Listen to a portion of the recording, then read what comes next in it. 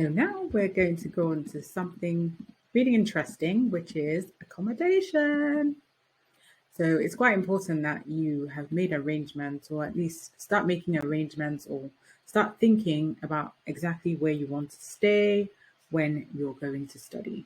I mean, there are various cities, and a lot of them have, the costs of accommodation in various places vary depending on how close or far away they are from London.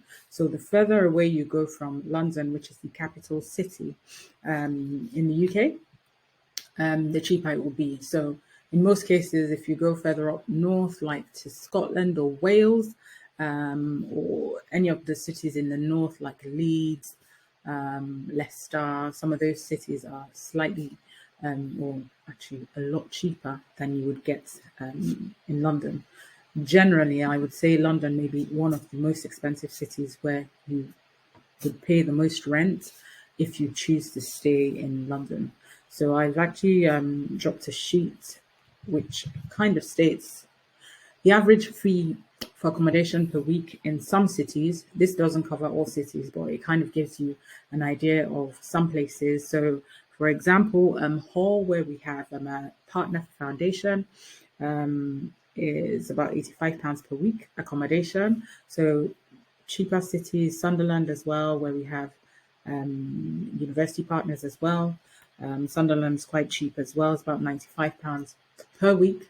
And these fees will apply to either students and even workers.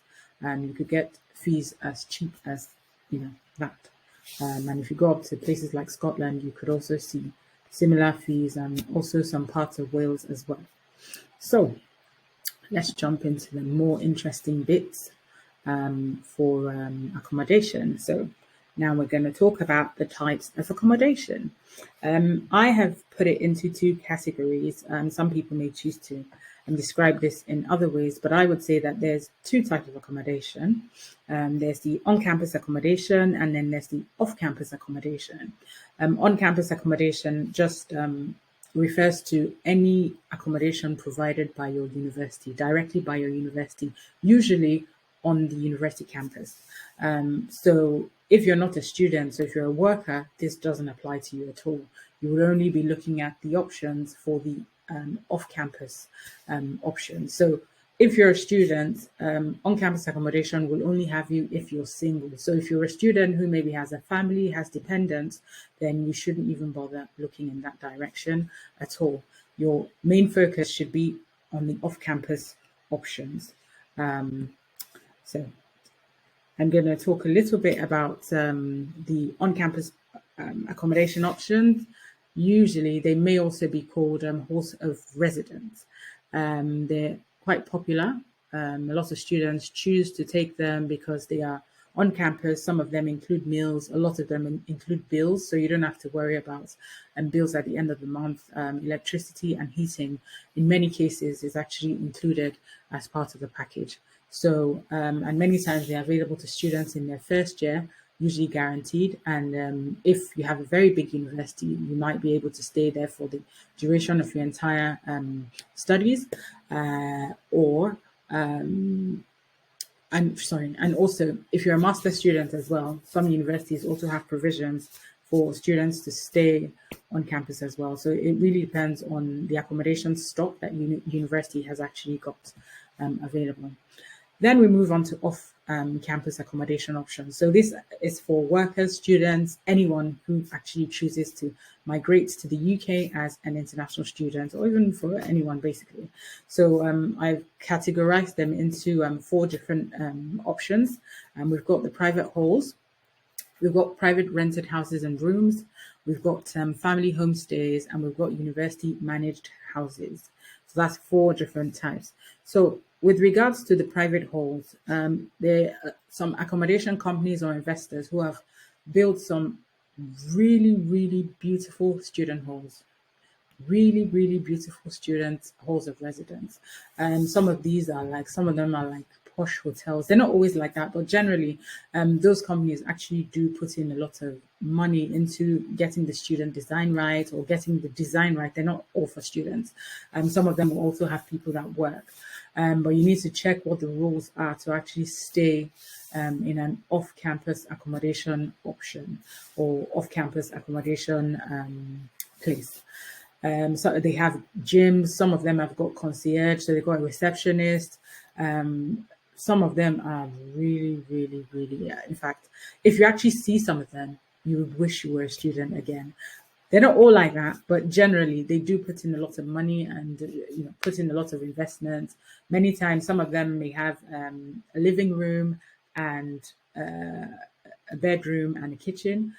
Some of them have shared kitchens. Some of them have shared bathrooms. So you just need to check. I guess they have different prices to reflect what it is you're getting for that. So that is actually something for you to think about. Then we've got private rented houses and rooms. So what this entails is that you just have landlords. So people, has nothing to do with your university, has nothing to do with a private investor.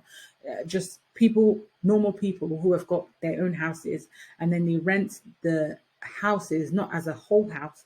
They rent it per room. So you probably may not know who your roommates are. Before you come, you meet some people there, and there'd be a advertised rent per room. So your only business is to find out how much is it per room, and then you make payments for the room because it's rented per room.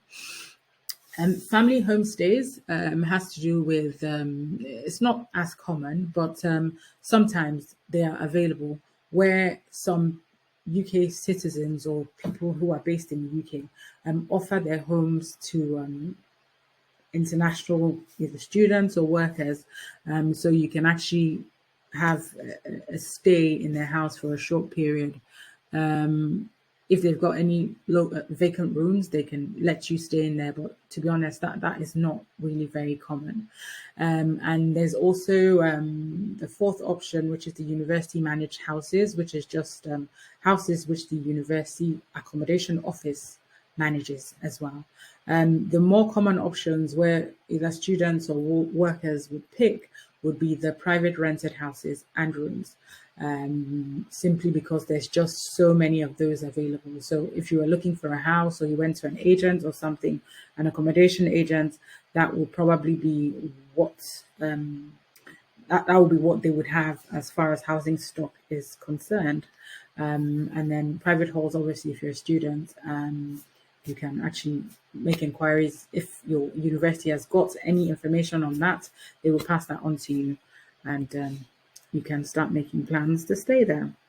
I've put up some off-campus accommodation websites for you to have a look at. I'll just shout out a few of them, but they're up on the screen. So I've got Amber Student, Zoopla, rightmove.com, Gumtree, Spare Rooms, findahood.com. I mean, there are a couple of them. So you just go through the list and hopefully you'll find something. But these are the most popular ones, which we find have been very useful to a lot of our students over the years and a lot of our contacts who have moved over for immigration purposes. So please do have a look and let us know what you think. And probably you might have some suggestions of some we missed as well. So let us know. Yeah, so steps to renting a house. So these steps actually apply mainly to people who are going to be renting private accommodation from a landlord. You have to get yourself ready for this because this is one of the pain points that students have upon arrival in the UK. So how do I rent a house? What do I need to rent a house? What are the steps? So that's what I'll be talking about in this section. So you need to submit your documents to the agent.